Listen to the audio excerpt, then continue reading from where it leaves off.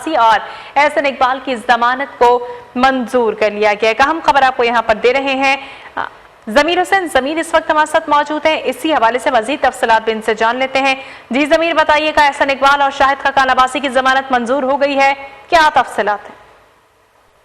जी बिल्कुल, आज Islamabad high court में नारोवाल स्पोर्ट्स कम्प्लेक्स और उसके अलावा जो है वो LNG कोटा केस की दोनों दरखास्तें थी, उन पर समाअत की गई है। और इस्लामाबाद हाई कोर्ट की चीफ जस्टिस आतिफ मिनल्ला ने इन दरखास्तों पर समाअत की है। शाहिद खाकान अब्बासी की तरफ से भी दरखास्त दायर की गई थी और उसके साथ साथ साबिक वज़ीर दाखिला एहसन इकबाल की तरफ से भी दरखास्त दायर की गई थी। तो पिछले कई दिनों से जो है इन दरखास्तों पर जो है समाअत का सिलसिला जारी रखा गया था।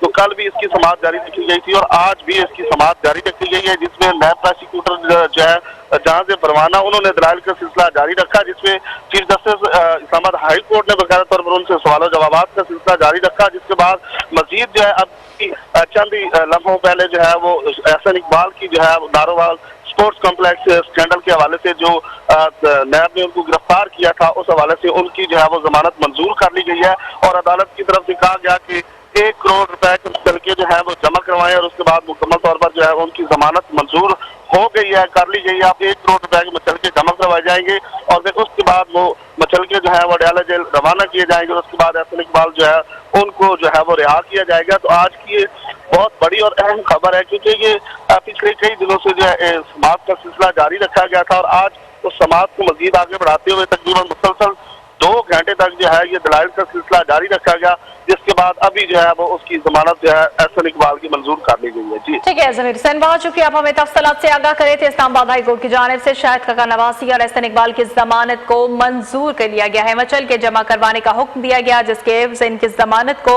मंजूर किया गया। आपको आगाह करें कि शाहिद खाकान अब्बासी एहसन इकबाल के पासपोर्ट नाब की तहवील में रहेंगे। हाई कोर्ट की जानिब से ये अहकामात जारी किए गए हैं। तवील ये समाअत जारी रही, जिसके बाद